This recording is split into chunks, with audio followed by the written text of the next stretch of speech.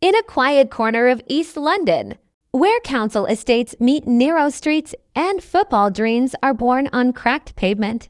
A young boy spent hours alone with a ball and a garage door. He wasn't chasing fame or fortune, just perfection.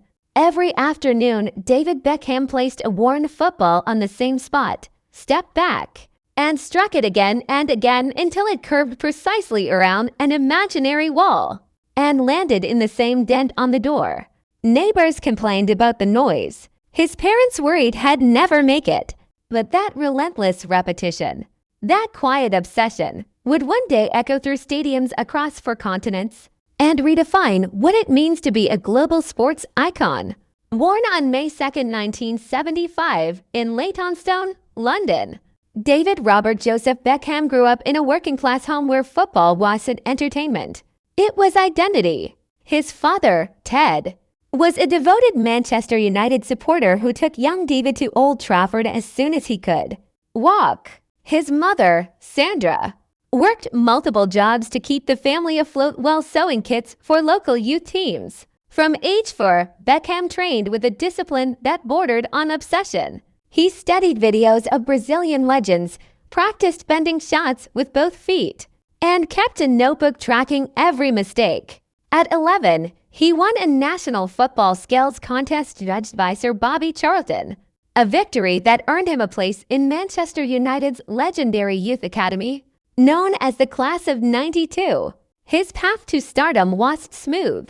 While teammates like Ryan Giggs and Paul Scholes dazzled early, Beckham was often overlooked.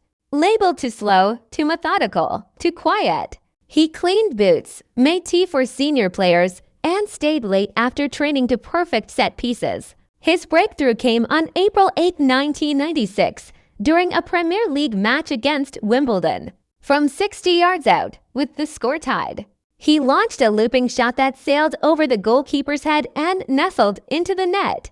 The goal stunned the football world. Overnight, Beckham became more than a player. He became a symbol of audacity wrapped in humility. But glory came with brutal consequences. At the 1998 World Cup in France, a moment of frustration against Argentina led to a red card that turned him into a national pariah. Tabloids called him a disgrace. Pundits declared his career over. Effigies were burned in the streets. Yet instead of retreating, Beckham responded with silence and sweat. He returned to Carrington, United's training ground, and worked harder than ever. The result? A historic treble in 1999, winning the Premier League, FA Cup, and UEFA Champions League in one season. In the Champions League final, his last-minute corner kick sparked 2 goals in stoppage time, sealing one of the greatest comebacks in football history. Redemption wasn't shouted, it was scored. As his fame grew, so did his cultural footprint. His marriage to Victoria Adams, posh spice of the Spice Girls, created the phenomenon known as Posh and Becks, blending sports, fashion, and celebrity in a way never seen before. Critics dismissed him as style over substance, but the numbers told another story. He won 6 Premier League titles with Manchester United, 2 La Liga crowns with Real Madrid's Galacticos, MLS Cups with La Galaxy, and finished his career at Paris Saint-Germain, where he played for free, donating his entire salary to a local children's hospital. Across 4 continents and 5 elite clubs, Beckham proved that professionalism, adaptability, and grace under pressure mattered more than flash. Yet his most enduring legacy lies far from the pitch. In 2005, after visiting UNICEF projects in Sierra Leone and Thailand, he was deeply moved by the resilience of children living in crisis. He became a goodwill ambassador, not as a ceremonial figurehead, but as an active advocate. He traveled to refugee camps in Jordan, flood zones in the Philippines, and drought-stricken villages in Kenya, always listening, never performing.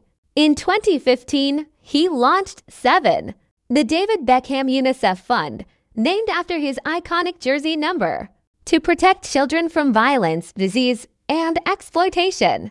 The fund has since supported programs in over 30 countries, providing vaccines, clean water, education, and emergency relief. One of its most powerful moments unfolded in 2017 in a Syrian refugee camp in Lebanon. There, Beckham met a 12-year-old boy named Omar who had lost his entire family in an airstrike. Through UNICEF's Child Protection Network, Beckham ensured Omar received trauma counseling, safe housing, and access to schooling. He never posted about it. No photos, no interviews. But he followed up quietly for years because for him, humanitarian work wasn't branding, it was responsibility. His commitment to family mirrored this integrity. Married to Victoria for over 25 years, he is a devoted father to Brooklyn, Romeo, Cruz, and Harper. Has been photographed coaching youth football, attending school plays, and walking the dog in London, always present, never performative. In an era of celebrity excess, he modeled a different kind of masculinity, one rooted in loyalty, patience, and presence. He once skipped a major fashion event to watch his son's under-10 match, a choice that spoke louder than any magazine cover. After retiring in 2013, Beckham didn't fade into leisure. He channeled his vision into Inter Miami CF, a Major League Soccer franchise co-founded to elevate American football culture.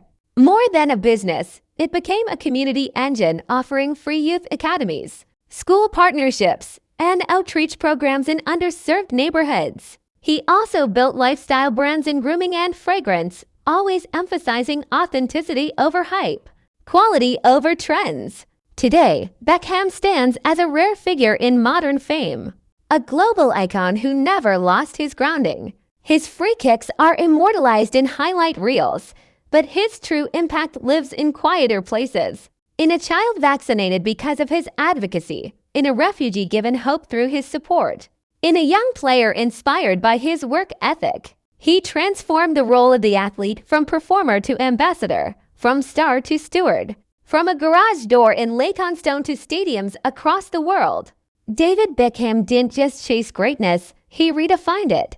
And in an age of fleeting attention, his story endures not because of how he played, but how he lived.